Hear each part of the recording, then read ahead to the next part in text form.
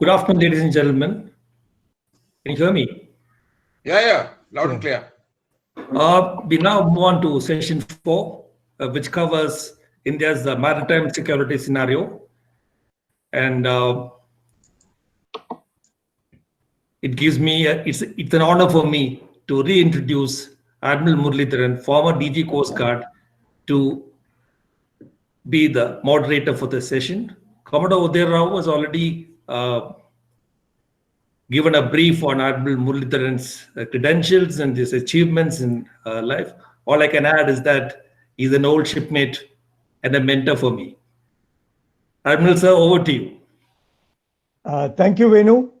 Uh, so we come to the last session, and always, to keep the attention around after three very interesting sessions and towards the fag end of the day becomes important. But again, we are talking of the another aspects of our maritime security scenario, and we have three very impressive panelists to speak to us. So the first of the panelists is Dr. Shripati Narayanan, who is going to speak to us about the positioning of India in the evolving Indo-Pacific region. He is a doctorate on security and strategic consideration in the Indian Ocean. He's a research scholar. He was with the Institute of Peace and Conflict Studies, New Delhi, as also with the Observer Research Foundation. And he's been, after his basic graduation from Madras Christian College, to a master's and MPhil from the Department of Defense and Strategic Studies of Chennai or the University of Madras. And his interest includes politics, governance in South Asia, maritime security in the Indian Ocean region, defense procurement, and of course, the Indian politics. So I would, as we know that our interests in, while we were as an ancient nation, as Commodore Uday Rao mentioned earlier, we had been seafaring for thousands of years, and our ancestors had actually had business far east into the Southeast Asia and beyond into virtually the known world. Then they used to transgress. But somehow down the line, we lost all that. And then that's how when we lost interest in the sea, the Western powers came in and we got colonized. Subsequently, a lot of our scholars like K.M. Panikkar had brought about the importance of the sea, and our first Prime Minister spoke extensively about it. And our current Prime Minister in the Shangri-La Dialogue talked of how sea is integrally connected to us, and also how from Indian Ocean we got to look beyond into the Indo-Pacific as such. I would now hand you over to Dr. Narayanan for his presentation. Thank you, Chair, and thank you, organizers, for having me today afternoon. I hope I'm audible and visible. Yeah, thank you, sir. So yeah, before I actually go into the topic of positioning India in the evolving Indo-Pacific region, there is first a need for us to actually define what the Indo-Pacific region is. Because the Indo-Pacific region is not a physical geographical construct, but a political geographical construct. The physical geography of the world hasn't undergone any significant change in million of years. Whereas the political geography always reflects the prevailing political mood and power dynamics. Now, the Indo-Pacific as a term is relatively new. It was first articulated by the former Japanese Prime Minister Shinzo Abe in 2007-2008 in the Indian Parliament, and there he was giving this idea of how the Pacific Ocean and the Indian Ocean are linked. As a backgrounder to this, what Prime Minister Abe was also hinting at was that the shift of global economy from the transatlantic world to the Asia Pacific or to Asia. And if you remember, before the advent of colonialism, two of the world's largest economy was India and China, and India and China used to change places between number one and number two. Global economy was in this part of the world. That is a historical side. But if you look at what the Indo-Pacific means for individual countries in the region, it means different things for different people. It is basically the six blind men and the elephant. And we also get confused between the term Indo-Pacific, which is a geographical political construct and the term Quad or the grouping, which is largely a multilateral forum without a specific geographical construct. Given the overlapping of these two terms, bulk of the Indo-Pacific's focus and the Quad's focus seems to be China-centric and East Asia-centric. And even with China, given the South China Sea dispute, it takes a maritime character. In this, I will just deviate a bit. The South China Sea dispute for much of the world is seen really as a Chinese-centric construct with the Chinese hegemony and how China is subverting provisions of UNCLOS and selectively cherry-picking international norms to its benefit. But even if the Chinese are not that, the South China Sea dispute is a mess because within the other countries, they have overlapping claims. So to believe that the South China Sea is a problem created by China is overstating the obvious or underplaying the obvious. It depends as how do you want to look at it. Second is that, but with respect to India, how do we place India in the Indo-Pacific? And in this, I would like to travel back to history of the past 2,000 years. And if you really look at it, the over 2,000-year history, where there is some kind of documentary evidences in bits and pieces, India's understanding of Indo-Pacific starts from the Red Sea and ends till the Japanese coastline. It is this area where India has had some kind of trade, cultural or people-to-people contact. If you do a historical research, yes, there has been extensive trade ties and exchanges between this part of the world and the ancient Greek and Roman civilization, but that took an overland route beyond the Red Sea. And for India, this is what is going to constitute Indo-Pacific. That is, if you take the Americans, excuse me, their construct of Indo-Pacific is slightly divided.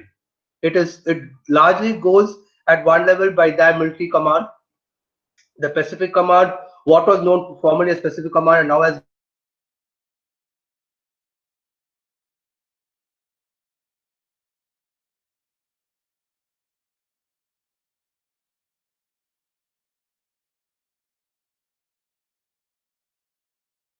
part of Africa comes under the African Command.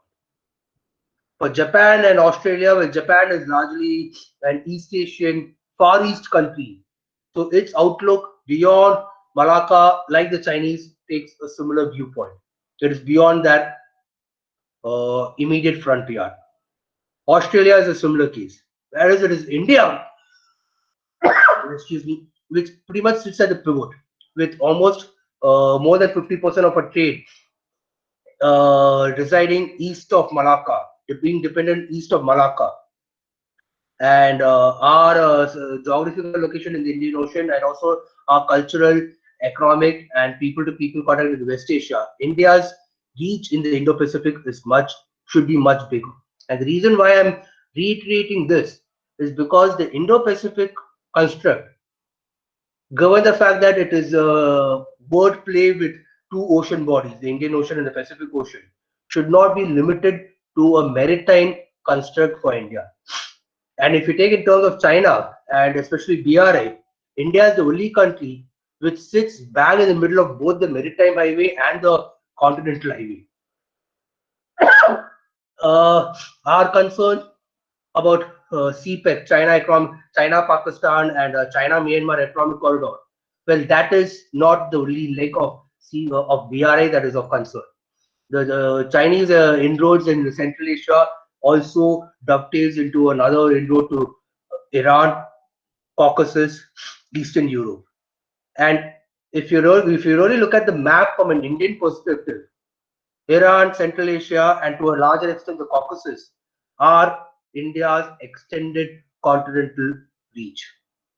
And as someone was talking about in terms of maritime blindness, historically we have always had problems from the land and not much from the sea, except for the era of colonization.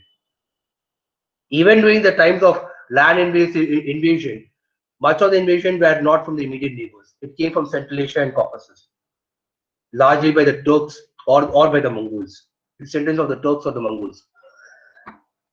The second set of points I would like to make is, before positioning India in the Indo-Pacific, we should also understand what's actually happening in the Indo-Pacific. As of last week, there was a media report saying that the United States is considering to float re-establish an Indian Ocean Command. Excuse me. Re-establish an Indian Ocean Command, which will lighten the load of the Pacific Command based out of Japan, and they can exclusively focus on the Indian Ocean. The Germans have come out with a white paper for the Indian Ocean. The Dutch have expressed their intention of entering the Indian Ocean. The Italians have made some noise, but nothing concrete has been spelled out. In fact, the Netherlands government has come out with a white paper with a document, but right now there's no English translation available. France and UK, given their colonial position, France in form of reunion and Mayotte, which is their sovereign territory, and they send regular elected representatives to Paris, to the French legislature, is a resident entity in Indian Ocean. Whereas the British, with that British Indian Ocean Territory, which is famed for the Diego Garcia US Naval Base, is the resident power. So you already have way too many players entering the sea. And not to forget China with all their ports. But with the respect to the Chinese ports, much of our entrance focus has been north of the equator, not south of the equator, and largely within the Asian landmarks. At the most, we think about the Chinese base in Djibouti. But if you really look at the kind of investments that the Chinese have made, the Mombasa port is being developed by China, and to supply water and electricity to that base in Djibouti, the Chinese have also tried to work with Eritrea and Somalia, patch up differences with countries in that part of the world, and to supply and to have a transnational water supply. So if you really look at the kind of inroads that the Chinese are making, it does have an implication on the Indian Ocean region, and therefore the larger Indo-Pacific region. The third heading which I will come is as to how India sees the Indo-Pacific. And this is quite important and quite telling. If you really look at the order of things in the Ministry of External Affairs, there are two divisions that were renamed or rechristened recently. The Southern Division, which was looking largely at the Southeast Asian countries, was renamed as the Indo-Pacific Division. And the division that was looking after Sri Lanka, Maldives, India's southern neighbors, was rechristened as the IOR Division, Indian Ocean Region Division, which came out to include Seychelles, Mauritius, Madagascar, and Comoros, the other Indian Ocean islands. So here itself, there's a clear-cut divide of the kind of importance or the outlook of India. Is that the Indo-Pacific as a political construct, as articulated by the West, is one. The Quad is another entity, but for India, the Indian Ocean means another meaning. So when you're going to really look at positioning India in the Indian Ocean, it is these multiple factors that will come into play. I'm sorry if my presentation sounds to be a bit disjointed, but unfortunately, given the way things are evolving, there are a lot of things that are evolving in piecemeal, and it is like it is more like a case of the chaos theory. A series of unrelated things eventually are related. Someone has to take the patience to start connecting the dots.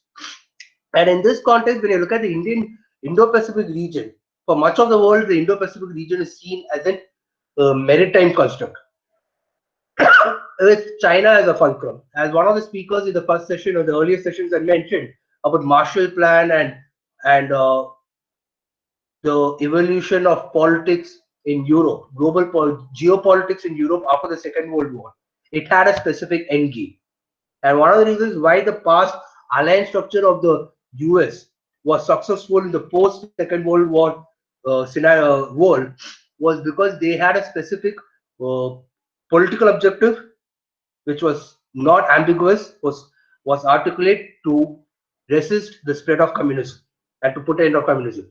In today's day and age, you you can't live with the Chinese and you cannot live without the Chinese. And everyone is in the series of shadow boxing.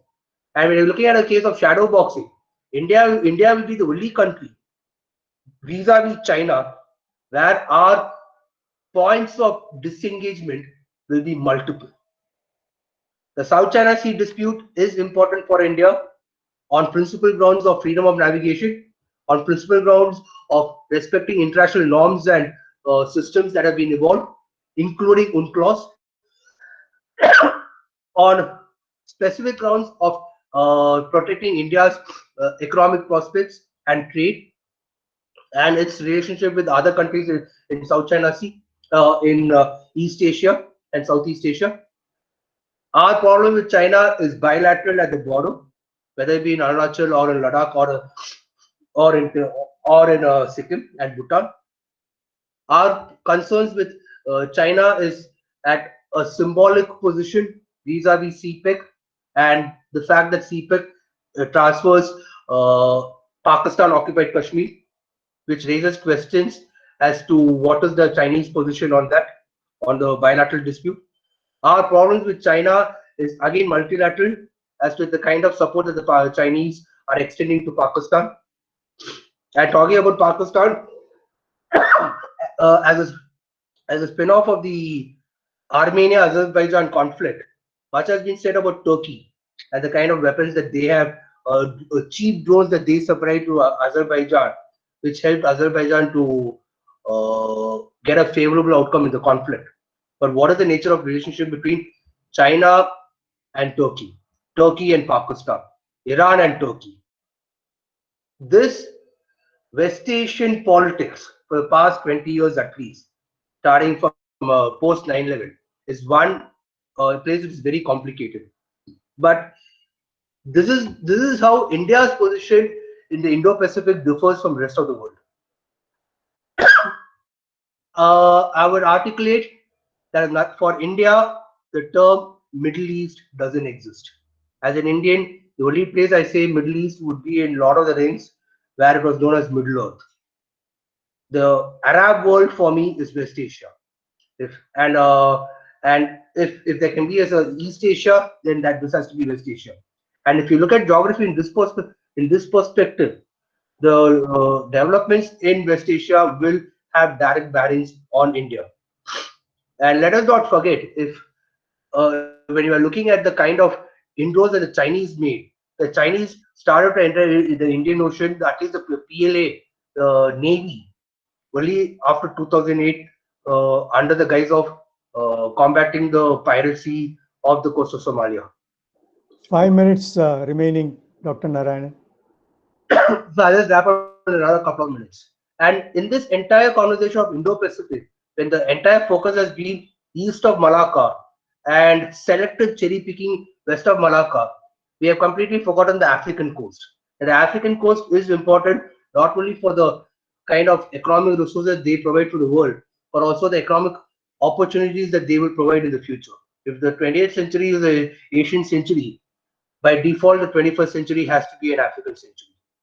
And given the geographical proximity or location of India, we cannot afford to turn a blind eye to Africa. The final, and I would like to conclude with this one structure.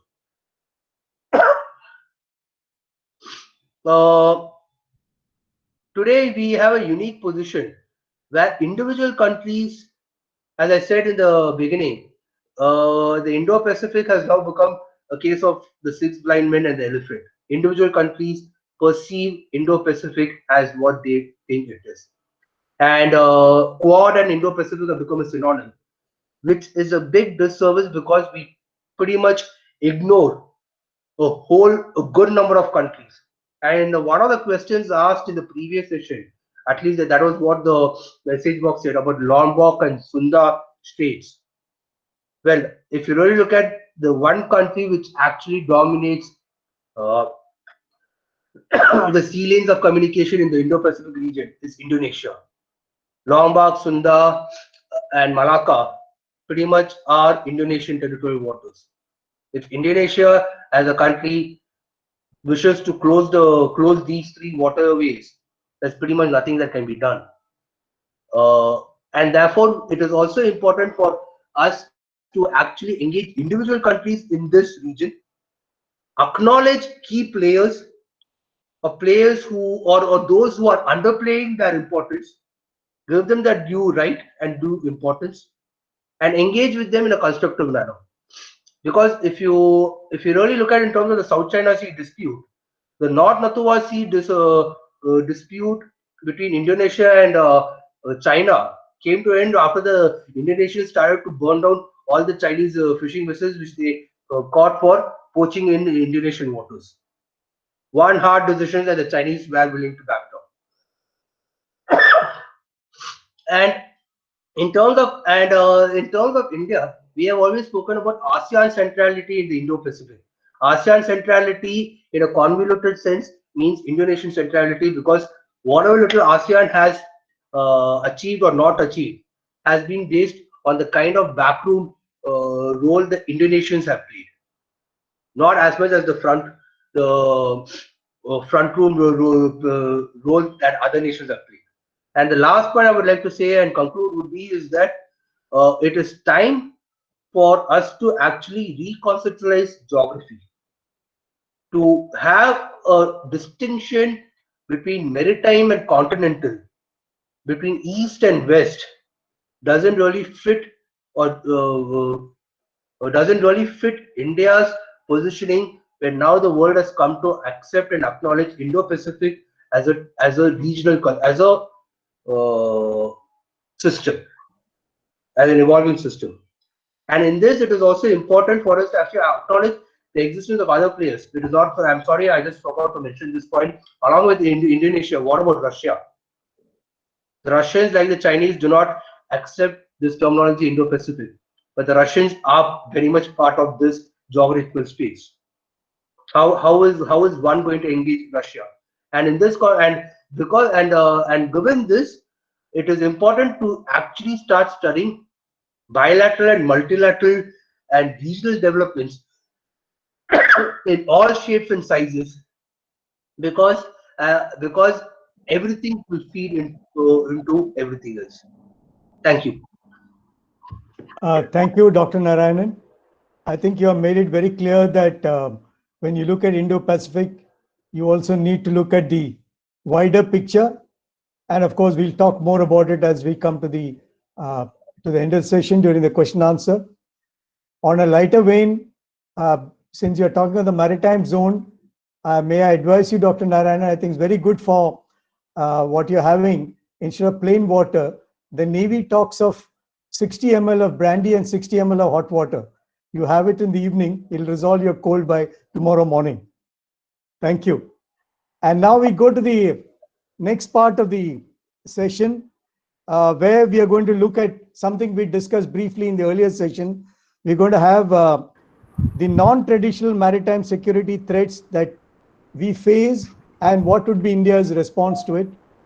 And to cover this, we have with us Dr. Venkatraman from the Department of Defense Studies of the Madras University. We couldn't have had anybody better.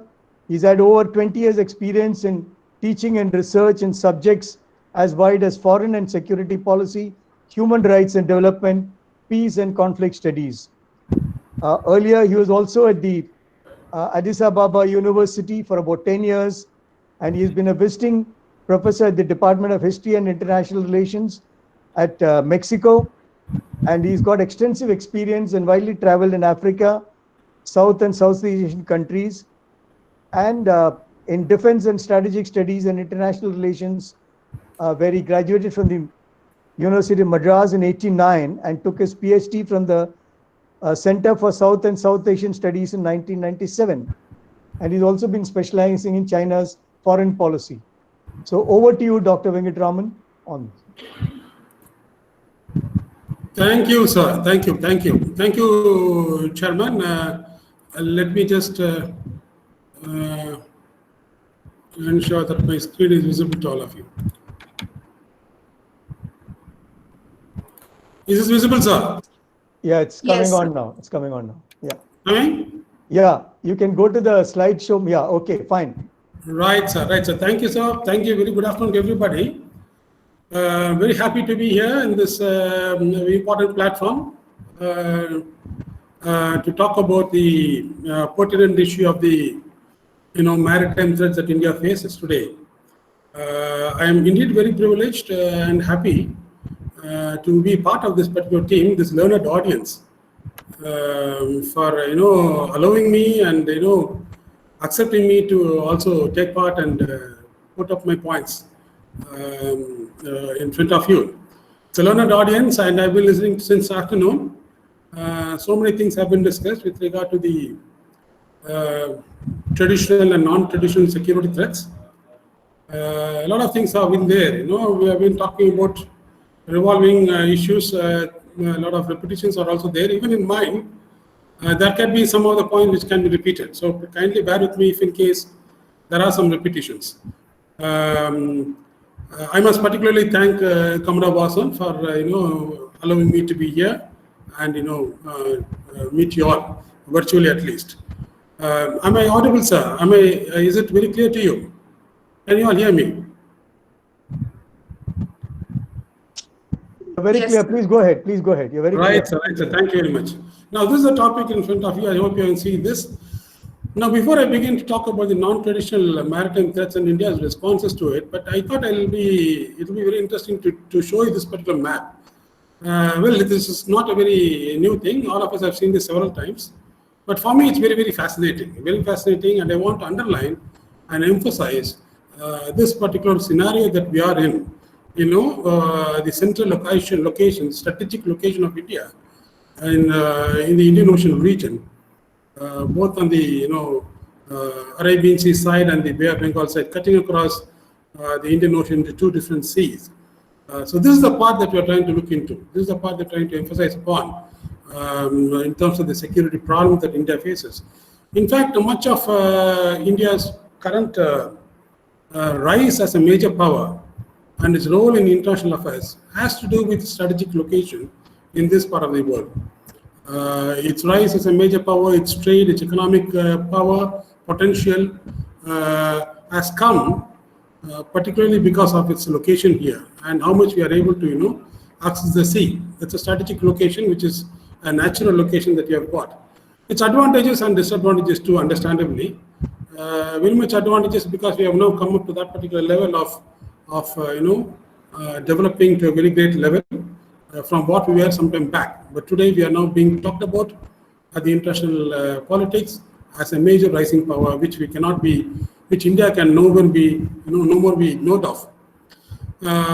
Come along with this, power position of India has also come some certain responsibilities, and the responsibilities is in terms of should be seen in terms of how much we are, trying to play our role, our due role as a major power with our neighboring countries, immediate neighbors, maritime neighbors, and distant neighboring countries. So, along with power comes the responsibility too, by way of providing whatever that we can think of in terms of security, essentially. So, this is what I wanted to see to give us some kind of an idea, some perspective, some perception of how we are and where we are located, in order to gather some points. Now, let me move on to the important categorization of non-traditional maritime threats. I have been able to categorize some 4, 5, 6 different categories. Some of them are interrelated to each other. It's not, independent of each other. They are quite interrelated. Some of them have also been raised by the previous speakers, the previous panelists, the previous session. I think Commander Himadri had talked about so many things. I will not, maybe in some way it can be slightly repetitive. But then this is what I thought I'll put across to all of you. It's not new, and I'm not going to say anything very, earth-shaking important points. But as I see it, I thought I will categorize them into these 6 categories of non-traditional kind of maritime threats. The first one is about the floating armories. I'm not sure if this has been touched upon in the morning session, but this is one of the aspects that I have come across in the literatures on the maritime threats. We'll discuss. I'll try and highlight some of the points on each of these different categories. The second is on the the threat of maritime terrorism. This has been raised now, and we have been talking about this since morning in different places, different ways. So I'll touch upon some of it. The third point is about the third category. It's on the illicit trafficking, piracy and arms trade, which is about the narco-terrorism. Also being talked about since morning, I guess. And the fourth one is on clandestine movement of cadres from one safe sanctuary to the other sanctuary. Movement of cadres, terrorist cadres from different places to different other places. And the fifth is the climate change, natural disaster, and the effect. Currently, what we are witnessing today, right now, in the form of a cyclonic storm, Nivar, and much earlier we have seen so many others, including the tsunamis and many more, which is very, very peculiar of the non-traditional kind of a maritime threats, which I think cannot be ignored in terms of the threat it poses to people in the countries, and surreptitious movement of cadres. Now, before we move on to discussing each one of them separately, I thought I'll also bring in give some idea on the peninsular dynamics in which we are located in. We saw the previous map where the actual location is on, but then it's also important for us to see how we can differentiate, how we can divide the whole category of the threats that we are facing. One is the vulnerability of the long coastline in terms of the different kinds of villages, number of villages. About 3,600 fishing villages, maybe many more also right now. The data is slightly, a couple of years old. It's 3,600 fishing villages right now, and increasing in numbers. So that's a category of, that's a number of villages that are all located along the coastlines, right from West Bengal up until the western coast of Gujarat. So many villages, which means so many different communities. Coastal communities were all settled along all along the coastline, and which shows the vulnerability, which also gives us some kind of an idea as to how much these different communities need to be protected. That's a point. And besides that, we have also got strategic installations, coastal industrialization process, special economic zones, different kinds of strategic locations are all located all over our coastal line. Again, there's not a new information to all of us, but then just to reiterate the point that this is where we are in. This is how we are located. This is how things have been located to us, and so vulnerability is our coastal areas. The naval bases are also there. Vizag, Mumbai, Kochi, and different other satellite missile launching ranges are also there. Sriharikota is one. Just before that, the chairman also pointed out the offshore and onshore coastal ranges which are located, which are vulnerable to terrorist attacks. Nuclear power installations also cannot be ignored. That's how it's also increasing, right from the Vizag coast up until the Bombay side. We have got installations, nuclear power installations, Kudangulam to many more, which are being taken up as part of our developmental activities, as part of the project of energy security, and help from other countries, distant countries, Russians and the Americans. Yes, Tarapur, Kudangulam, Kalpakam, they're all vital strategic assets for India, and high-value targets also for both non-state actors. There are several of them there, and this is how we are located now. Now, coming to the first category of the floating armories, which I thought I'll explain a little bit further. But what are these floating armories? I think these are all private security companies. Private security companies which are involved in providing security for the different kinds of fishing, and also commercial vehicles, huge commercial vehicles carrying goods and services from all over the world. And now increasing number of PSCs, private security companies, have been employed to give security cover.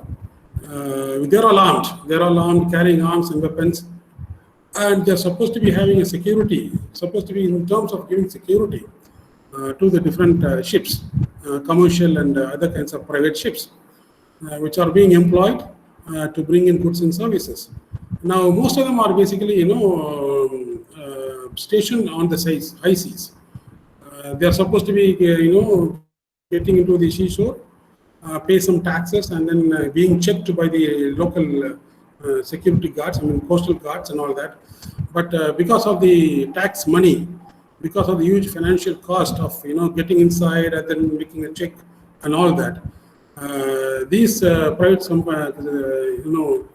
security companies choose to also, keep floating it. They don't really actually check in. They don't come into the coast and then allow their ships to be checked in, but they keep floating there so they not avoid some financial cost. And that's the biggest problem now. That's what we are trying to look at. I am trying to see in terms of posing a security. So in the name of security, it's also an insecurity factor by way of,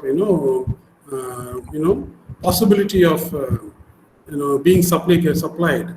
These kind of weapon systems, weapons and armory being supplied to, other people, other non-state actors, clandestine actors, and etc.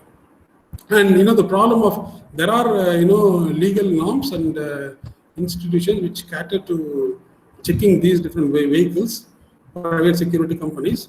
But then the problem is in terms of how do you identify them? Some of them change their names. The ships are being changed their name. They also change their flags, and they register in different kinds of state names. So how do you check them and keep track of these different ships, etc.? It's a big question mark. So therefore, data tells us that there are violations with regard to the guidelines established by the international legal norms. IMO, International Maritime Organization, and there are many other institutions. UNCLOS rules and regulations are also there, which cater to checking and making sure that these such kind of companies, private companies, do not exceed their limitations and pose a security problem. But still, I think I must emphasize that it's a possibility of violations, all that is happening. So floating armories, I think, is also cannot be ignored as one important dynamic of a non-traditional threat by these private groups of companies supplying weapons and carrying weapons and all that, and shipping and then transferring it to other kinds of people and vessels and all that. Now, the other is the threat of maritime terrorism and the likely targets, seaborne jihad, and that's been mentioned previously by different speakers. Seaborne jihad, Al Qaeda, well, that's already gone, but then different names and different kinds of organizations have come about. Jaish-e-Mohammed and Lashkar-e-Taiba, elite and all have come on this part. And the other side, we got the Abu Sayyaf from the Philippine side, the eastern side. So both on the eastern and the western side, you find maritime terrorism, use of seaborne jihad as a term. Now that's what they are trying to use right now. Seaborne jihad to attack coastal facilities has also been on the rise. So this is a possibility, the threat of maritime terrorism. And domestic use of waterborne improvised explosive devices. Waterborne improvised explosive devices domestically to be used by some of these terrorist groups who are all possible to move across and then use them against installations, coastal installations, and some of our important targets. There are also waterborne platforms for conducting a standoff attack. Man-portable air defense systems attacks are also possible, which also cannot be ignored as part of the threat of maritime terrorism. Vessels, small vessels as a standoff weapon platform, providing operational security, access to targets, and a ready means of escape. So that's a very, very easy for them to quickly move if in case they are being checked and then chased by the coastal security guards and all that. So that possibility also cannot be ignored when you look at the threat of maritime terrorism norms. And attacks by underwater drones, I think this is a point I wanted to emphasize, underline. Underwater drones are also there as technology has increased. We have got airborne drones, which is also being increased. Number of airborne drones these days is becoming cheaper in terms of acquiring. So underwater drones are also possible, where attacks, use of these kind of weapons by terrorists, and then trying to come under the sea, undersea terrorist divers, and then using them for this kind of destructive means. which I think we need to be prepared, and that's a very important dynamic of the maritime threat. 5 minutes, Dr. Venu. 5 minutes Yes. remaining. Sorry, sir. 5 minutes remaining. A little more, sir. I'm just let me just quickly cover and then finish up, sir. Hijacked vessels are also there, compromised below the waterline as a means of forcefully colliding. Use of cargo containers to act as a vector. Cargo containers. You find containers in which people are there already inside. Terrorist people who are hiding inside containers. How to check them becomes a very big issue. So that can be a vector, used as a vector by terrorist groups. That is a vulnerable aspect of our non-traditional maritime threat. And which are the likely targets? The targets are already known. We have already been clearly said. It has been clearly mentioned. All along the coastline, it can be offshore oil platforms, it can be oil refineries, and nuclear power stations, and all the other installations that we have got. These are the likely targets which we can anticipate, with which I think we need to be very careful. Illicit trafficking also been mentioned in the past in the previous other speakers. Largest opium producing countries are there around the world. I mean, particularly in our neighborhood, Pakistan, Afghanistan, Myanmar, Golden Triangle and Gold Coast, we are sandwiched. That cannot also be ignored.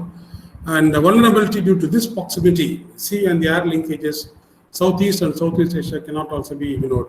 And therefore, the use of these different, narco means, to purchase weapons and use it for terrorism cannot also be, sidelined. And the money generated is used for purchasing weapons, and that's very clear. Coastline of Tamil Nadu, all along the coast of Tamil Nadu, in fact, is very vulnerable. Chennai, Coimbatore, Tirupur in particular also use trucks. So many trucks, so many quantity of trucks have been recently, caught, and that the number of such kind of catch is also increasing, which shows the problem of trucks. Proliferation of weapons, of small arms and light weapons, which has been shifted, which has led to the shifting of regular conflicts to irregular ones of late. That has also increased. This slide tells us some of the information on the SALWs. Armed state gun runners in the Indian Ocean region is a significant threat, which is very important, which I think we need to consider also. Now, this is the other dimension of the non-traditional maritime threats. This is very, very peculiar because all countries are vulnerable to this. Climate change right now, it's happening right now. And yesterday or day yesterday, we had the Indian naval ship, INS Jyoti, and one other ship has been sent for the sake of protecting our coast. That's just a very important response from the Indian side. This is very, very peculiar, and this is beyond the control of all the littoral states of Indian Ocean. But the important point is that the threat to livelihood of the coastal communities, is very much increasing because of this climate change, which is very, very unpredictable, and a natural disaster which keeps happening now and then. So this also, I think we need to be very much prepared for. Now, the responses, I think we need to very quickly on the responses. I will just point out two important responses, and then two other slides. With that, I'll conclude. Responses at the two levels, I thought I should mention it here. One is on the policy level strategies and diplomatic initiatives, which India has been taking for a pretty long time. It's not that we have not been responding, we have not been preparing. We do prepare, we do have a lot of responses, we have taken a lot of initiatives, but there are certain drawbacks in this, which I think I'll point out. And the role of Indian Navy in terms of providing security to the coastal community and preventing all these kinds of threats which I have just enumerated above. Policy level diplomatic strategies, different forums, multi-level forums, bilateral naval exercises, Malabar and Milan, we have been doing it quite often, which also ensures interoperability of the navies of like-minded countries. And we have been included as an observer status in the Indian Ocean Commission recently, in which some of the Western African countries are part of it, Indian Ocean Commission, and India is an observer status in that. India is also an observer status in the Djibouti Code of Conduct, which is a regional framework for cooperation against piracy, which is another important threat. Well, piracy has not been very much active recently, but then which the possibility of that happening again, if not in the Somalian coast or Red Sea, but in the Malacca states, is quite cannot be ruled out. Other aspect is the intelligence data which is being shared, maritime domain awareness, long-range identification tracking system, LRIT, the SOLAS Convention, as part of the SOLAS Convention, securing the Convention on the Life at Sea, which was signed in 2008 by International Maritime Organization. And sharing is very much done with neighboring countries, particularly Sri Lanka. Automatic identification system has also been in place as part of the responses by policy level responses in order to ensure that new ships are being identified from a distance and they are being tracked and all this. The Indian Navy is another important dynamic role, playing a dynamic role in preventing such kind of threats from happening. Overall in charge, there is a picture I've got which tells us that the coastal security scheme, and 12 nautical miles beyond that is the Coast Guard, and in the high seas is the Indian Navy beyond 200 nautical miles. Indian Navy has played a very significant role in terms of creating mission-based deployments, supporting disaster relief operations in sensitive locations particularly. In the past, we have done in terms of the Operation Gulf deployment in the Gulf of Oman and Persian Gulf, and also in Malacca Straits, Operation Maldeb in Malacca Straits. In the past, it has been done in 2017, all this. But this is a very significant reaction on the part of the Indian Navy, which I think we need to recollect and keep in mind. A lot of coastal radars have also been installed as part of the responses to monitor movements and track hostile ships and aircrafts through the AIS, automated identification system and all that. But these are all in place, no doubt about that. Radars are there and all this. But then to what extent these radars and these automatic identification systems can really track? It all depends on how much the ships themselves allow themselves to be detected. There are possibilities of this detection to be removed. So then it becomes a very big difficult task. A lot of exercises, Milan, I said, naval exercises have been taken up by the Indian Navy, Coast Guard and civilian police.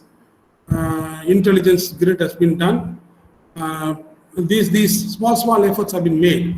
Procurement of weapons, bulletproof vests and all that. Amphibious vehicles and autonomous amphibious vehicles of late have been installed, have been included as part of the efforts to counter the threats from across the sea. But there are challenges, problem areas. I'll just point out a few of them and then I'll wind it up. Problem areas are both external and internal. In terms of expenditure, marine police and all that is a very external problem. The current economic slowdown because of the COVID-19 is hampering further efforts at preparedness in terms of getting yourself updated, purchasing of latest technologically sophisticated weapon systems, and keep them updated. That's a very important part. Identifying people who are moving across the high seas and into different places. And this part of the world is basically the same category of people, same kind of people. They're all of Asian origins, and you really can't really identify as to whether they're Indians or Bangladeshis or the northeastern people from Chinese or the Gulf and all this. Cards may be there, identification cards may be there, but these are all cards can be easily subject to manipulation and all this. So the problem of identification still cannot be ignored. Sometime back there was an incident in which we were not able to do that. I'm forgetting the incident, but I think some of you may be knowing this. The coastal hamlets, internal challenge, building cyber capabilities, counter cyber threats, etc., are also a big problem area. Challenge of intelligence gathering, collecting, processing, integrating.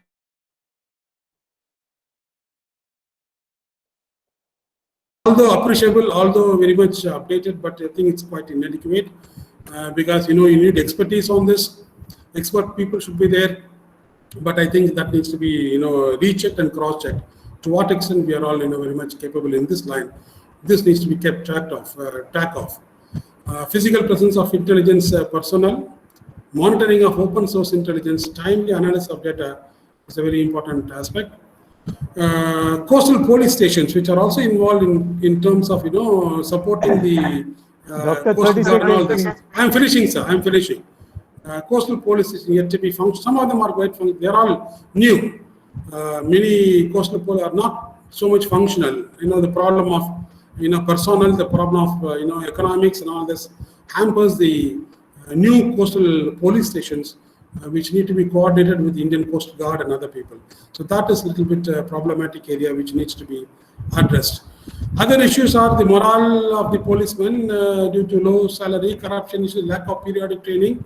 Well, this little sensitive aspect, I'm not sure whether this can be said here, but this is my own thinking that there is a possibility of these things happening. We'll see it. We are witnessing in many other places internally in the same kind of morale affecting policemen because of these issues also can hamper the preparedness level, the vulnerability which can consequently happen in view of this.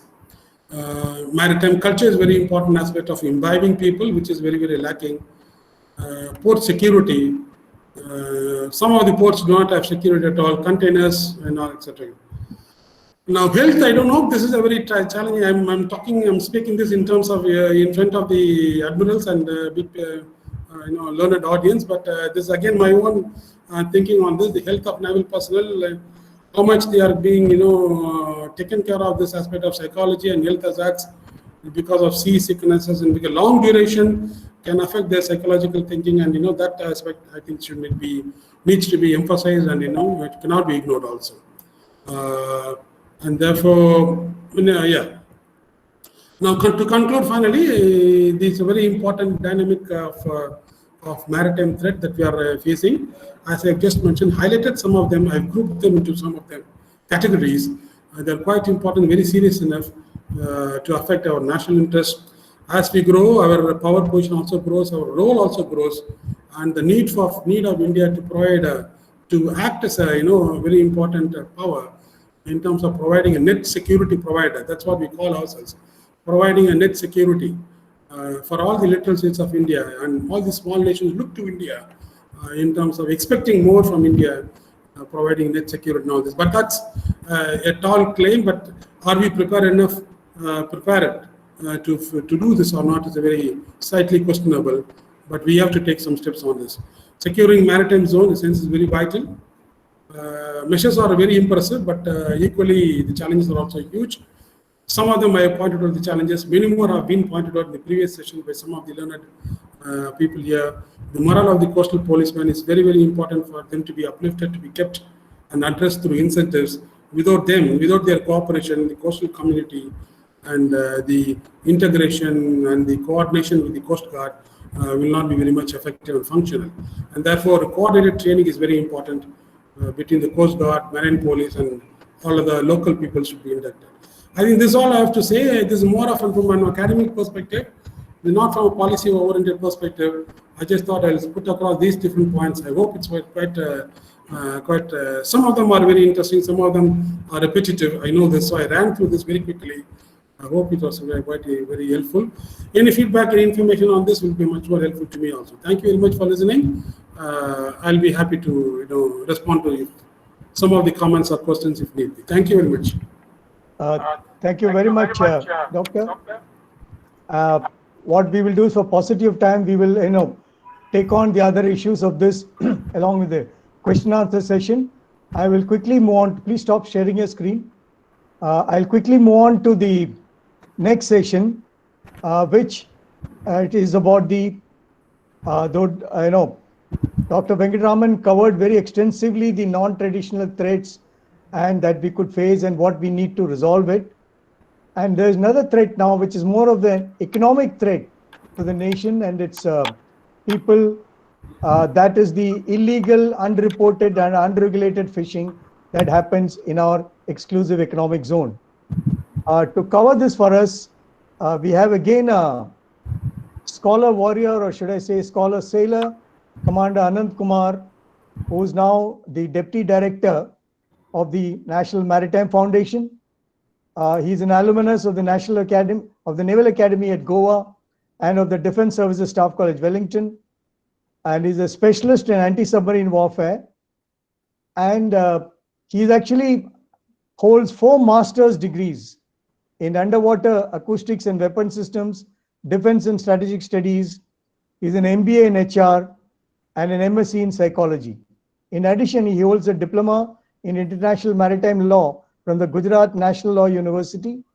And he's also undertaken an operation analysis and operation research course at IIT Delhi. He's currently a doctor scholar pursuing his PhD at the Gujarat National Law University. Over to Dr. Commander Anand Kumar.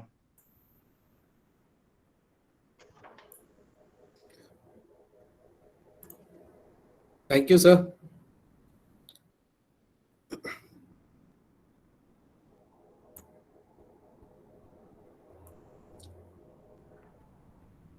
Is my slides visible, sir? No, not as yet. Aishwarya, you may like to help or project from there. So, yes, it should, yes. Yeah, sir. okay, now it's coming. Okay, Yeah. sir. Yeah, So fine. let's do this exercise. What do you see on screen? You can put it in chat box. I'm sure you are seeing a tree. But in addition, can you see anything else? If you see at the base, you will be able to make out two animals. Now, what I'm trying to emphasize is that when we look at something without having an idea about what I'm looking, then whatever is most obvious seems to be the reality. Like we perhaps think that IUU fishing is something which is not to be bothered about in our country, in our waters. And now if we are aware of it, then also when we try to look, try to see how many horses are there. I'm sure all of us will have different numbers. And when we talk about IUU fishing and we are aware that there is, it still is difficult to identify and understand what can be the extent, because there is not enough studies in this field. So let me take you on this journey.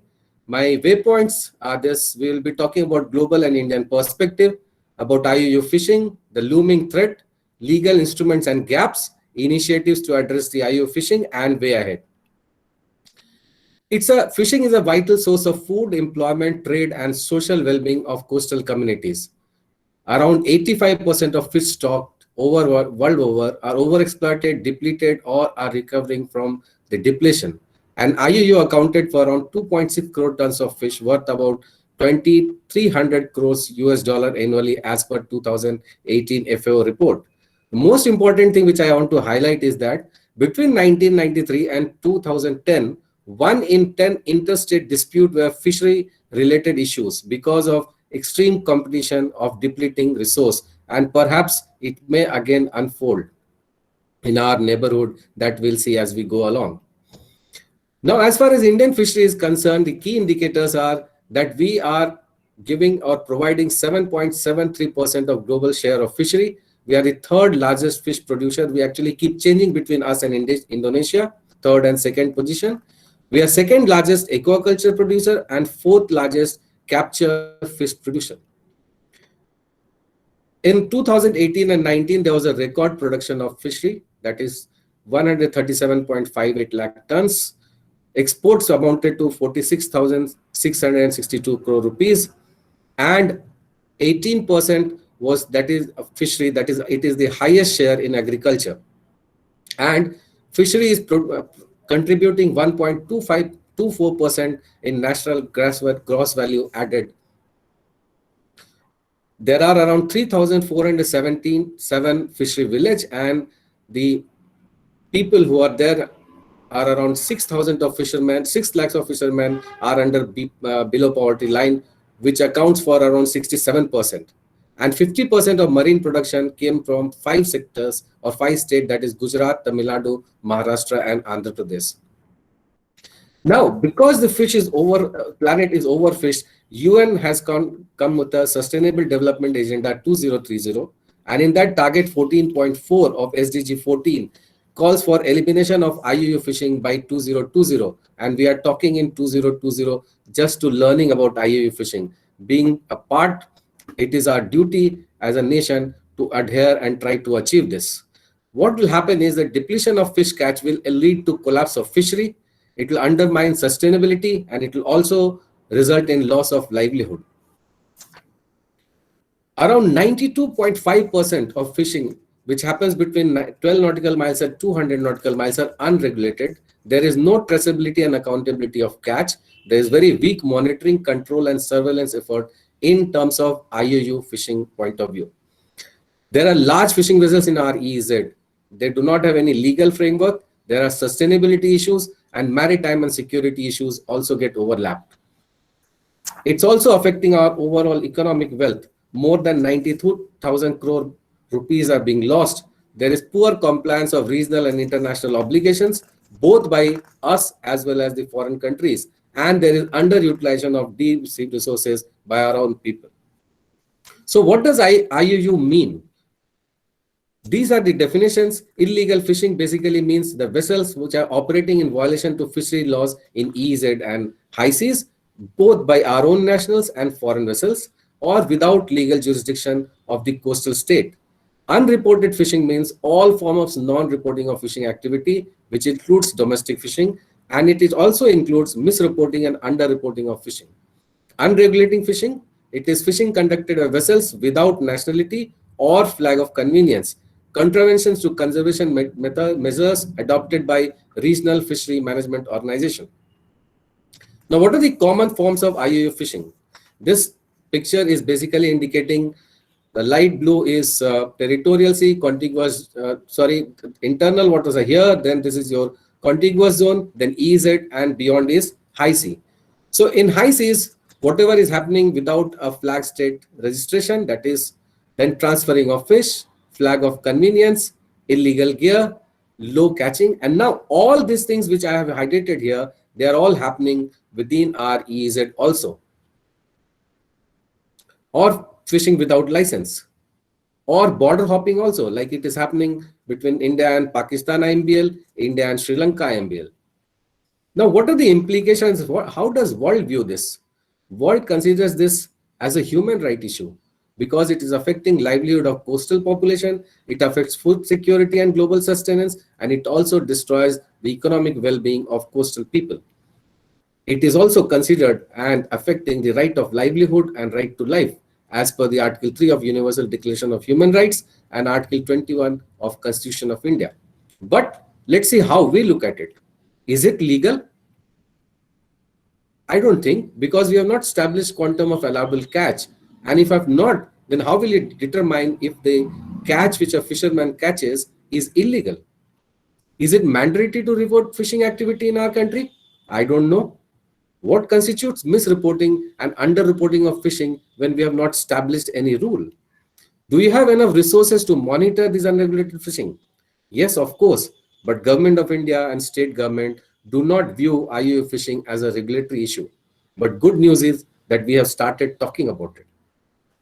Now, this is the fishing activity in Indian waters, and if you can see my screen, these yellow dots which you see are moving here, and this is our EEZ, which you can see. Now, these fishing vessels, very easily, they can come here and they do fishing. Moreover, the fishes which are here, they do not know that there is a boundary of EEZ, so they are migratory, and these people are poaching our fishes. This slide which you see, they also during times move out during the season, and here also you can see the amount of fishing which is happening.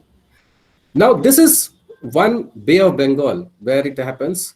This is how it, if you see, it is well contested by so many countries, us, Sri Lanka, Malaysia, Thailand, Myanmar, Bangladesh. And if we overlap it with our respective EEZ, we'll realize that this side also, it's too contested. And there are a lot of illegal fishing happening this side also. So what are the drivers for IUU fishing? It is weak governance structure, poor maritime security law enforcement infrastructure, adequate monitoring, control, and surveillance capability, and developing an underdeveloped economy in and around the entire IOR. Now let's see what is happening to Indian fishing vessels and how we can account for that. There are mechanized fishing boats which are around 81% account. They all do fishing and they are unregulated. Around 17% are motorized, which account for 1,53,862. They also do in EEZ unregulated fishing. There are only 72,064 fishing which is happening within territorial sea and which can be said regulated now. So there is a need for regulation of mechanical and motorized vessel accounting for more than 98% of fish catch. This is another data which indicates the amount of IUU fishing. Now, important to see is that this estimate is only within less than 5 kilometers from shore. So we have not yet accounted for 195 nautical miles. This is the IUU fishing in Bay of Bengal, which is affecting, which I showed you some slides earlier, and they are almost around 756 tons. Now let's see some legal instruments and the gaps. We have talked about UNCLOS, and UNCLOS gives us effective enforcement jurisdiction. Article 56 gives us sovereign right to exploit, explore, conserve, and manage living resources within EEZ. 61 says that we should determine allowable catch. Article 62 said there should be, state should ensure optimal utilization of living resources. Article 64 says we should cooperate with through international organizations to conserve and optimal utilization of resource. And Article 73 said undertake enforcement measures. Now, if all these things are there, then why are we not achieving what we can do? Also, what are the further global initiatives?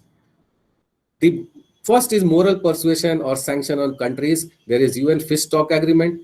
European Union has started something called as yellow and red card for the fishing which they suspect to be a product of IUU.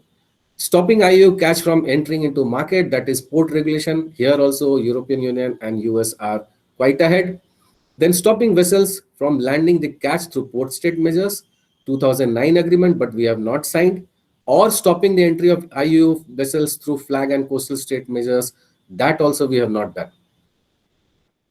So what is happening is that this weak law enforcement regime within UNCLOS, and it is giving primacy to flag state, and flag states are not interested.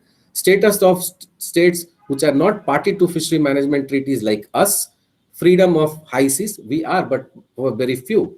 And then Hugo Grotius' concept of mare liberum and inclusive interest of international community. So these all are ensuring that the IUU fishing is not being tackled the way it should be. There are other economic and political considerations. Because of that, politicians are turning a blind eye to overfishing. Some consider it as only source of livelihood, so let them do. There are political sensitivities, there are economic consideration, and the issue of dwindling fish stock is actually not bothersome to anybody. So what are our response? Too many organizations, no clear demarcation of jurisdiction. There is Ministry of Agriculture, Fishery and Dairy, Commerce, Industry, Environment, Defense, and all are major stakeholders. Everybody thinks somebody else is doing. Now let's see some regulations which are there. One is Marine Fishery Regulation Act in coastal state, which gives us requirement for compulsory registration, but remember it is only less than 24 meters. It also decides and lays down what kind of fishing gear can be used, period of fishing, and penalties of violation. One point which I'll like to highlight here is that during the recent discussion with JS Fishery and other MPDA people, what I came to know that the states are authorized to license only vessels which are less than 24 meters, and beyond 24 meters, the central government has to issue license. And there are a lot of strong stipulations for that number of people to be there. There should be a good storage facilities. So there are people, and especially Tamil Nadu and other states, where they're making larger boats, but they are not declaring that it is more than 24 meters so that they can obviate these requirements, and there are plenty of them. Then we have got Maritime Zones of India Act 1976. We have got Maritime Zones of India Act 1981, which controls and manages foreign fishing vessels. This is the only act which is managing the fishing activity by foreign vessels. Otherwise, there are coastal regulation zone notification. There are guidelines for fishing operations in EEZ 202 and 2014. And there is one national policy on marine fishery 2017, but there is no legal backup. And I dare to stick my neck out and say, actually, we have got nil fishery regulating mechanism to take care of IUU fishing. There are other mechanisms. We observe 61 days of closure period. We have marine productive areas. We have ban on destructive fishing gears. But the constraints are, how do we implement? We have got limited manpower. There is no legal backing, and there is very poor coordination. Now, there is another effort which is being taken, that is Marine Fishery Regulations and Management Bill 2019, which has been tabled. This bill is in public for discussion. It prohibits fishing by foreign vessel, but it only authorizes Coast Guard to enforce the law. And during one of the interaction which we had with JS Fishery, I highlighted this point that Indian Navy also should be given, like it was given after it was provided after 1981 bill as an extra addendum, which they have promised that they will look into it. And it says that Indian vessel must obtain permit to fish within EEZ, that is outside territorial sea. However, this provision is being contested by the fishing industries. There is a faulty assumption that only large fishing vessels fish outside the territorial sea. No, even the smaller vessels go out beyond territorial sea. And it also does not talk about the quantum of allowable catch. This management bill has not talked about it. So we are leaving some loopholes. Now, what is happening on ground is that there is a report of the Working Group Development and Management of Fishing and Aquaculture 2012 to 2017. That's happening on ground. What we decided was on paper. It mentions IUU fishing 6 times. The Marine Products and Export Development Authority, MPDA, that has got one dedicated page which lists the definition of IUU fishing. That's all. And Pradhan Mantri Matsya Sampada Yojana, which has got the operational guidelines, it mentions the primary role of Sagar Mitra is to create awareness about sustainable fishery and prevention of IUU fishing. Nothing more is being discussed as of now. Now, what are the looming threat? India and Sri Lanka, Pak Bay and Kachatuvi Island, I'm sure we all are aware. India and Pakistan, Sir Creek area, we are well aware of problems happening. There is Andaman ship poaching happening. In India and Bangladesh also things are not well at times. About Hilsa, you are aware. And in Maldives also there are problems at times which comes out. This is there, and as the fishing resources will dwindle, as the catch will reduce, there are always a chance of flaring up issues among the neighbors. Now, in addition, since morning we are talking about China, so how can I not pick up China? So 10 Chinese vessels were found illegally fishing in Maharashtra in 20th June 19, and they got by chance because they were caught taking shelter during Cyclone Vayu. And these 10 boats had more than 200 crew members. And this fishing vessel can catch a huge amount of fish in 1 month.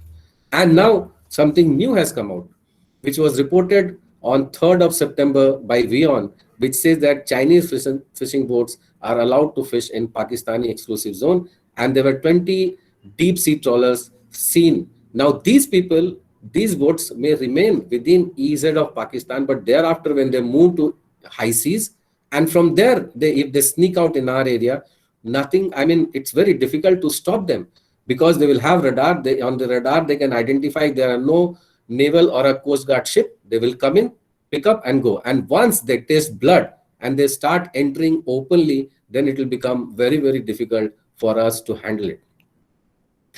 It also becomes a maritime security threat because it is funding organized crime in terms of international activities, tax evasion, drug trafficking. It can support terrorist activities. It is also aiding in illegal activity of weapons smuggling, drug trafficking, and piracy. There are economic and political consideration, and it also has got food security challenge. So what are the global initiatives? National Policy on Marine Fishery 2017 has talked about strengthening monitoring, control, and surveillance in a phased manner, providing of logbooks, color coding. Central government is trying to coordinate between state and union territory. Coast Guard and coastal police are being equipped, and there is a talk about engaging coastal community. There is a upward movement and interest of updating and implementing legislations, trying to be in line or with FAO and IMO provisions, and also a movement towards prevention of IUU fishing. There is a talk of 2 minutes. Yes, I am just finishing, sir. And there is a real craft notification which tries to do registration licensing, providing uniform web-based registration and transponders in a phased manner, and seeding of Aadhaar, bank and mobile card with providing them QR coded Aadhaar card. And this is a work in progress.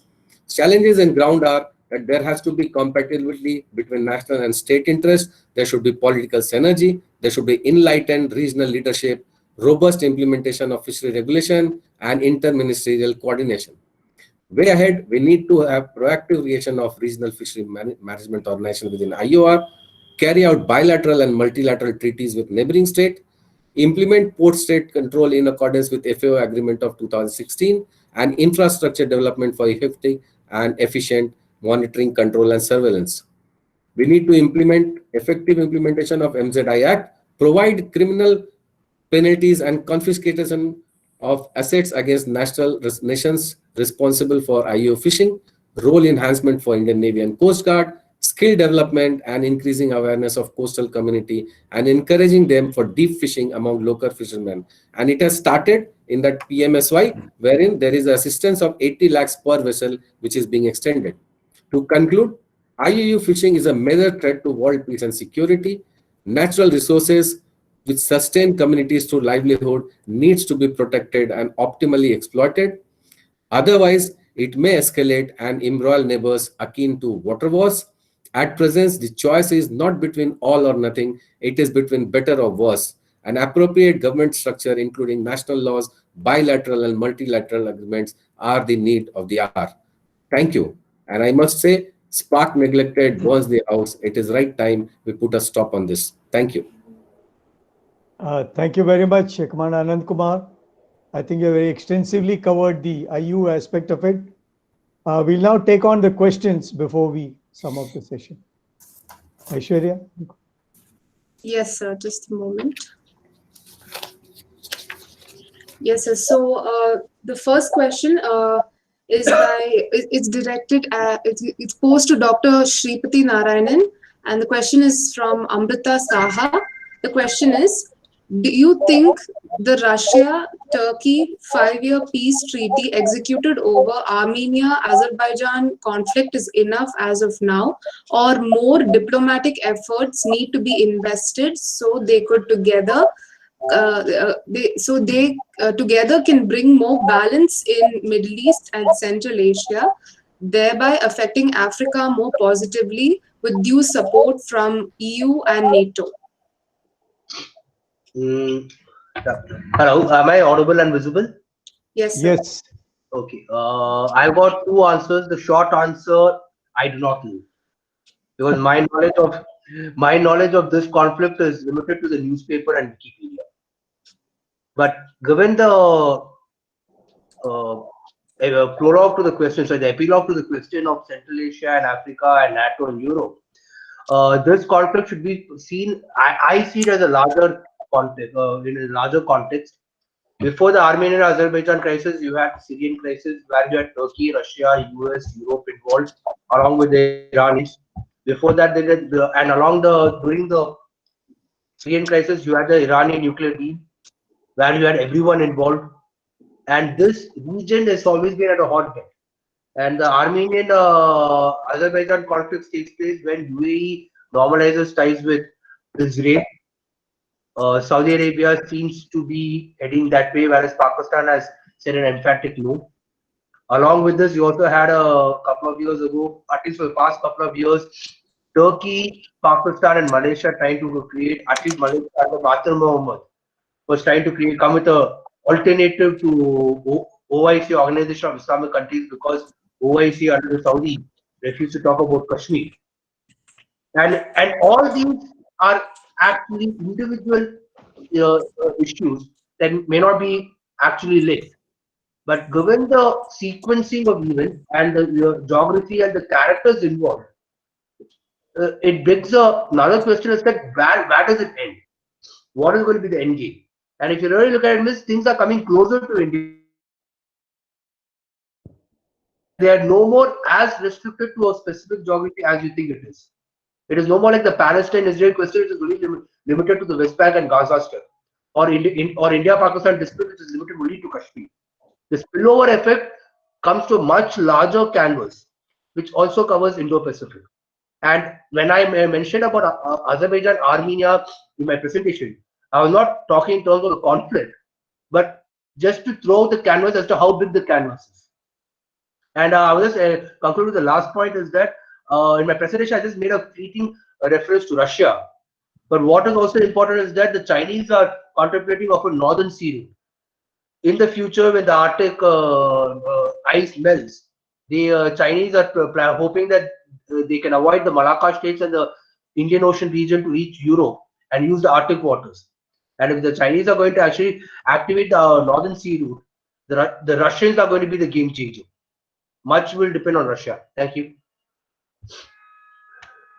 Yes, sir. The next question is directed to Dr.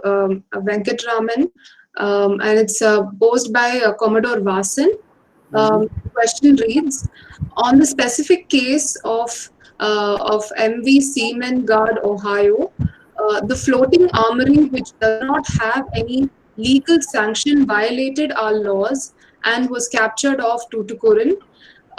Yet there were many legal loopholes that allowed the owner and the crew to get away.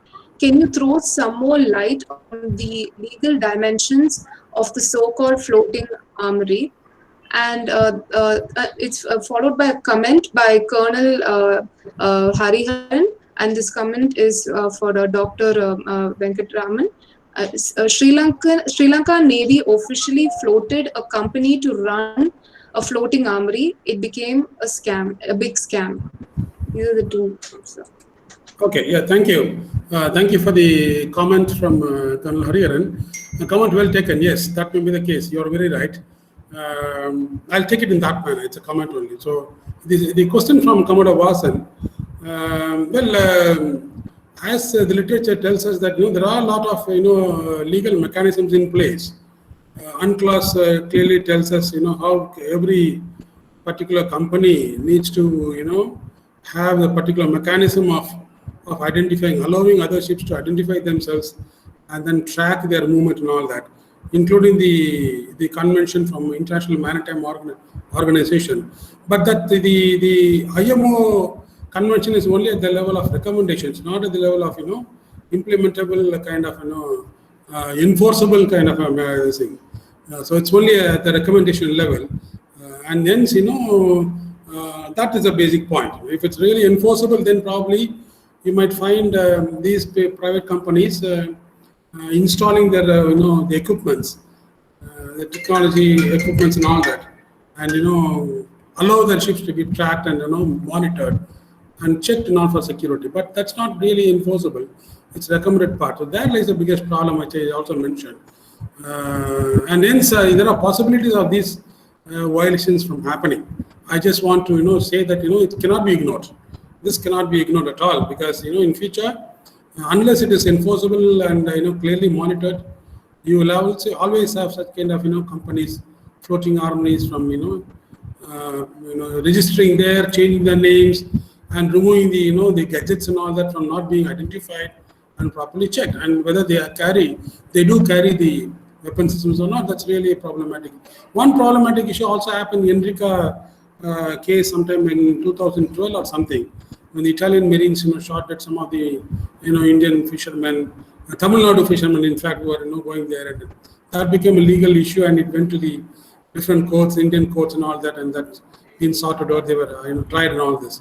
So it's a really a fishy thing, and I'm not really very sure as to how this needs to be tackled. But I think you should, Commodore should be telling us much more on this. But this is the information I have as with literature goes, which I considered for this purpose. But I just wanted to say that this is a really important dynamic of a non-traditional kind of a threat. I think we need to be careful. We need to be prepared along that line. That's a point. I hope this is sufficient enough. More, I would stand corrected, and I can take more information if anybody else can add to this on also. Thank you. Thank you, sir. So, Colonel Hariharan has left a comment in the chat box. Actually, he says, marine security companies had presented a model code of conduct for acceptance by international maritime bodies. This was ignored. Oh, okay. Okay, comment taken, yes. Okay, I'll add to that, yes. Thank you. Thank you, Colonel, yes. Yes, sir. So, the next question is for Commander Anand Kumar, and it's from posed by Amrita Saha. The question is, IMO is facing several issues in battling IUU fishing, especially with false and forged documentation being carried by vessels in disputed territorial waters, like the recent incidents in SCS, Gulf of Guinea, and near Galapagos Islands. What are the recommendations that can be submitted by India to IMO for better tracking and vetting of authentic vessels? The next question is posed by Commodore Vasan. The question to Commander Anand Kumar. The question reads: we have become the second largest exporter of fish and aiming to be number one, but we have serious issues with our neighbors and more so with Sri Lanka. What are the out-of-the-box solutions to resolve this vexed issue? And on the Chinese trawlers, we need to take up this in the SAARC, though Pakistan is opposed to any SAARC initiatives. But try we must to ensure that there are protocols within SAARC members to prohibit degrading methods such as mechanized trawling close to our coasts. Another question, I'm unsure who has posted it. The question again is to Commander Anand Kumar. Sir, due to sea level rise, baselines of several littoral states in the IOR/BOB will probably shift. What would be the impact on their EEZ? Any inputs? Shall I just, I think two are addressed to me. Can I just quickly react to that, sir? Chairman? Yes. Actually, okay, you can go ahead, but I think you can go ahead, please go ahead. Yeah, very quickly. I mean, one is on the recommendation to the International Maritime Organization, IMO, with regard to this kind of forgery that's possible. What is quite possible from the members' point of view? How do we really track this? That I think is a question. Well, I think the recommendation that can be made is to give more teeth to IMO. International Maritime Organization monitors, it regulates, it suggests mechanisms of how ships need to be registered, different kinds of ships, commercial to all kinds of ships to be registered and all that. But then some more, some more teeth to be given to IMO, so that some of the recommendations are made a little very strict, and then that's really a tall claim once again, but I think that's what we can do right now, and it's up to the individual countries to also ensure that they do not take chances of not checking the such kind of thing, but take all the precautions from ensuring that they're all monitored clearly, from not carrying such weapons and being transshipped across to other places on other ships and all that. That's the only possibility by which we can try and prevent it. That's the first answer. And the other one is about sea level rising, and yeah, that's a real happening. Climate change, we are all witnessing it. That's a very big task again. It's a global effort is needed.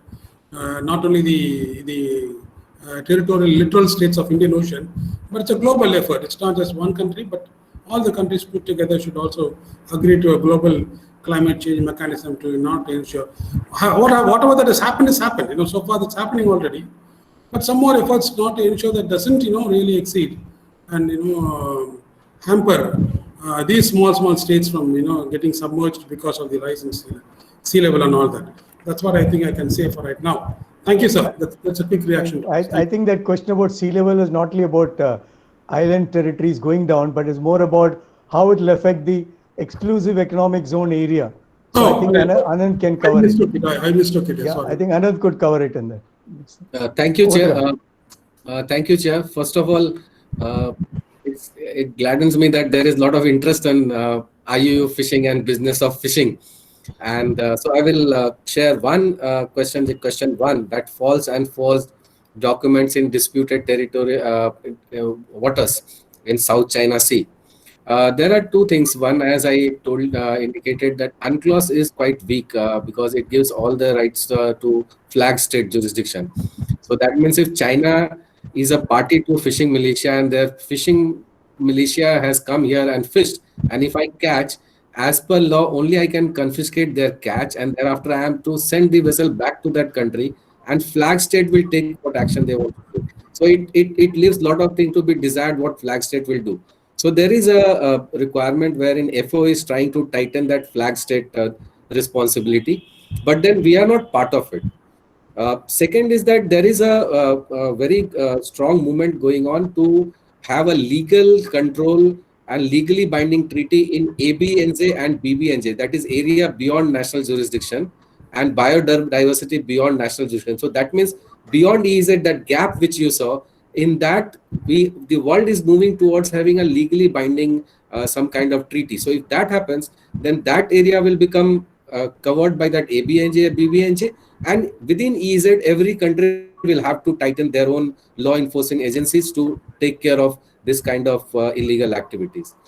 Second, we have been question was by Commodore Vasan sir. Thank you, sir, about we being second largest fishery exporter and now going to become almost first or trying.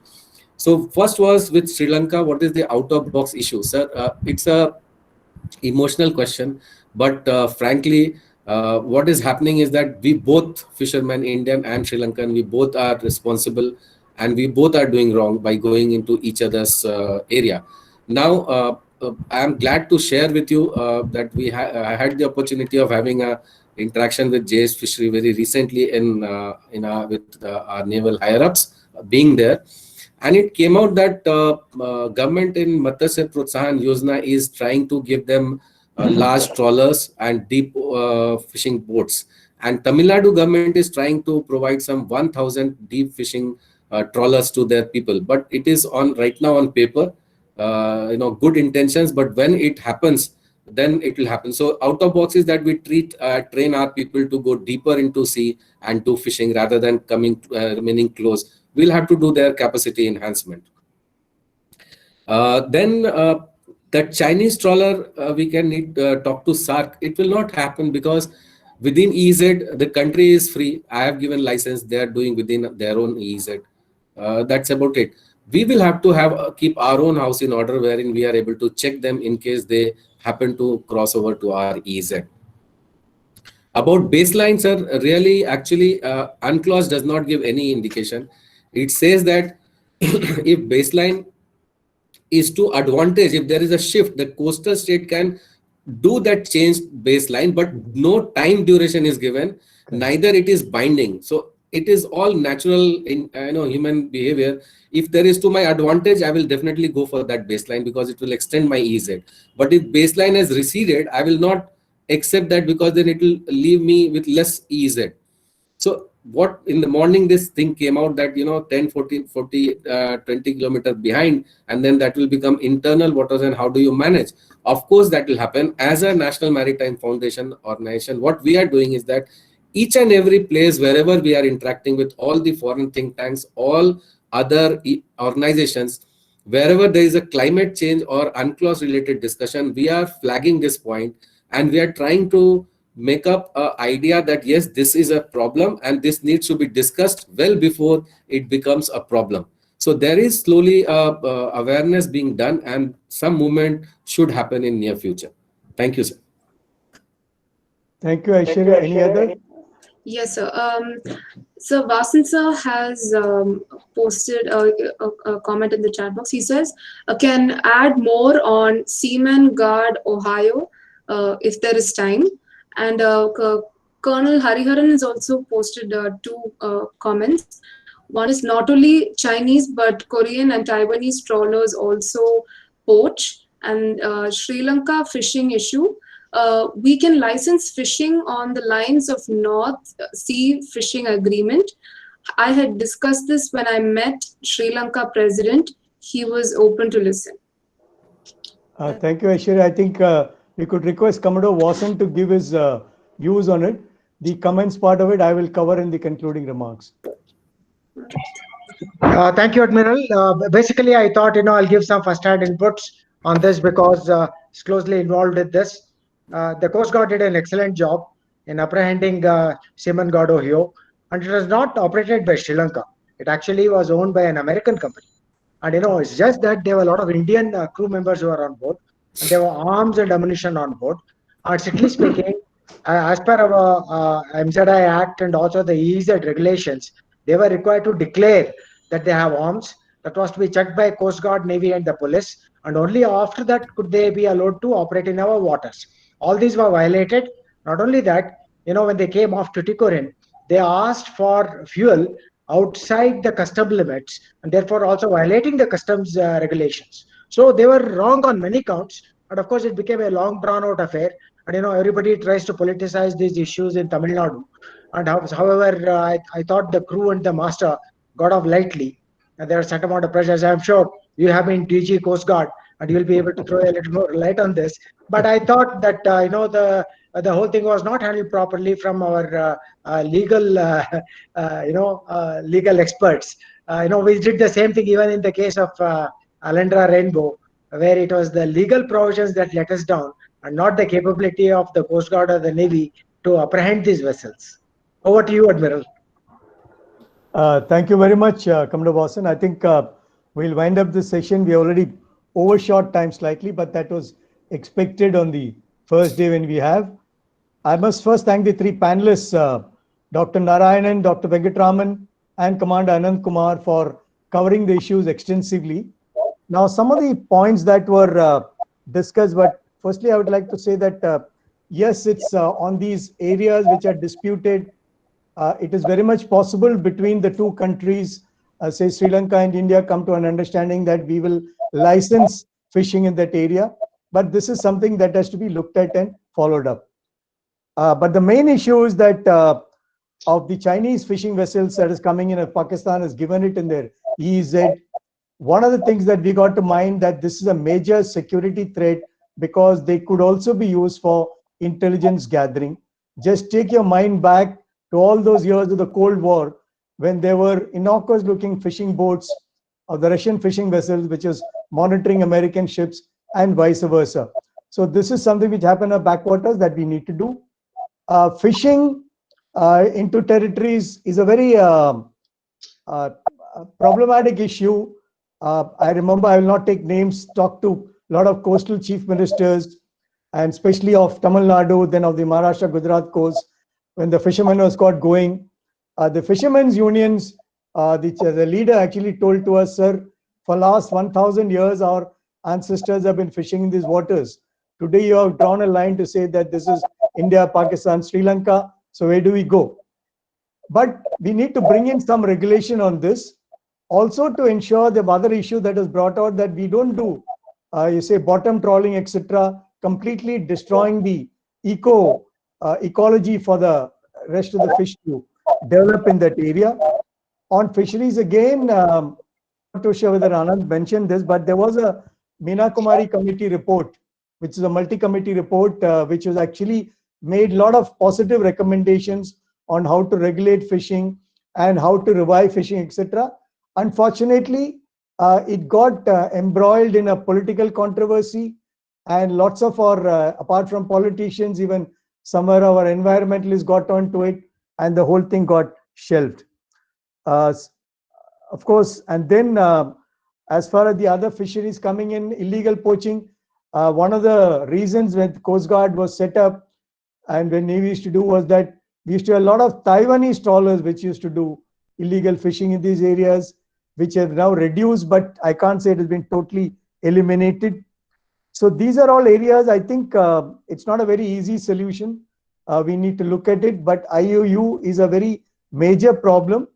And to connect it with this, what I mentioned in passing in the morning, this should also be not utilized by them to gather sensitive data about our EEZ and other areas, which could be then exploited by them once the technologies improve it. On the fishing again, I think this was mentioned by Dr. Venkatraman. Soon after 26/11, when we put a lot of measures into place, one of the things was to giving identity cards to the fishermen so that we could see who are the legal fishermen, etc.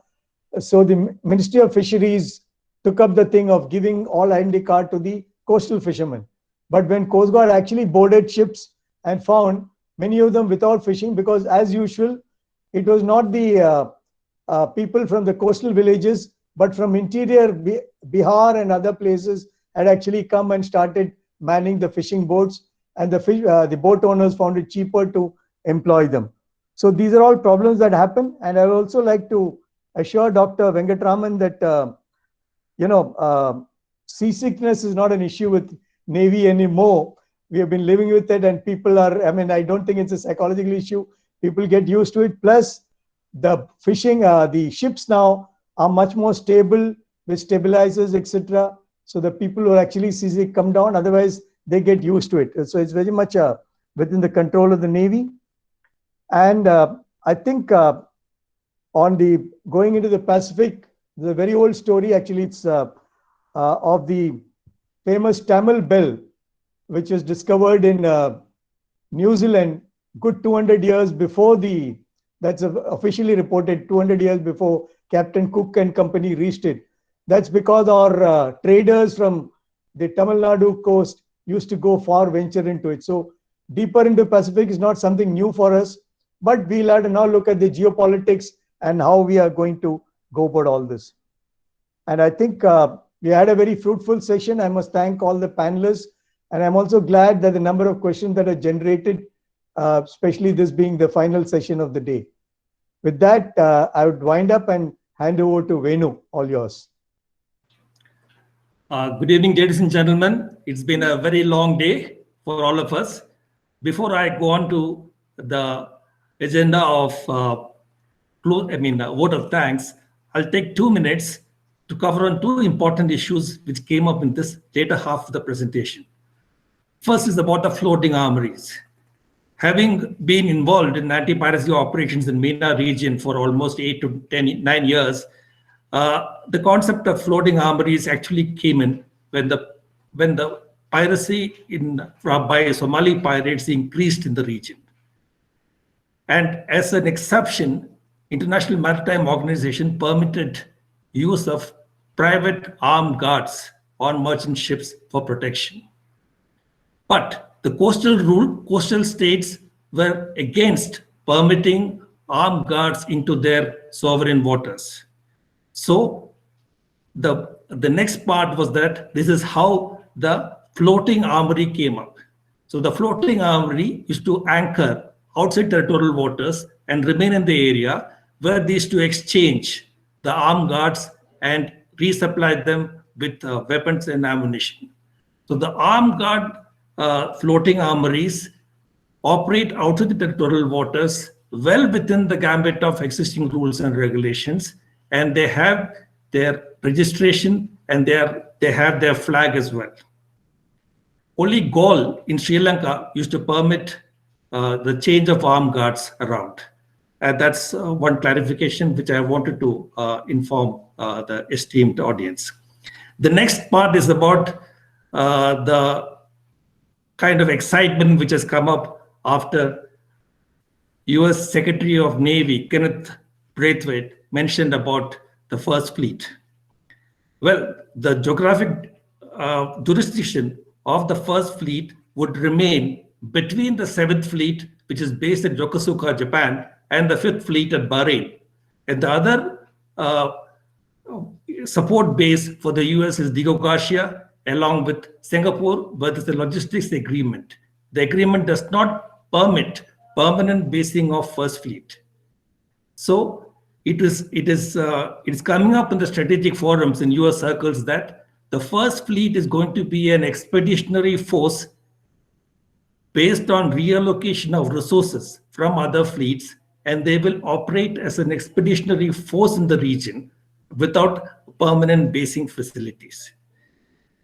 Their bases in Diego Garcia, their logistics base support facility in Singapore, that is in Changi base, Changi and Sembawang, and also the agreement with India, LIMO, which can also permit replenishment of these ships operating in the region. So the First Fleet is unlikely to have a permanent base in the region. Having said that, I will go on to the formality of uh, the word of thanks. It's been a great day with brilliant presentations from all panelists. I take the opportunity to thank the speakers as per the descending order that they arrived on the mic. Dr. Vijay Sakuja, Captain Nitin Nakarwala, Commodore Gopal Suri, Commander Arnab Das, Professor Rajaram Nagappa, Dr. Venkateshan, Admiral Muralidharan, Captain Himadri Das, Mr. Sandeep Unithan, Dr. Sripati Narayanan, Dr. Venkatraman, and Commander Anand Kumar. I also take this opportunity to thank Mr. Shashi Nair for kicking off the day's proceedings, and also to thank Commodore R.S. Vasan, Professor B.M. Chengappa, Commodore Uday Rao, Vice Admiral Muralidharan for chairing the sessions, and the support team of all for their wonderful assistance in the control. Last but not the least, a big thanks to a very patient audience and for the active interaction. Thank you. Have a great evening. Be safe.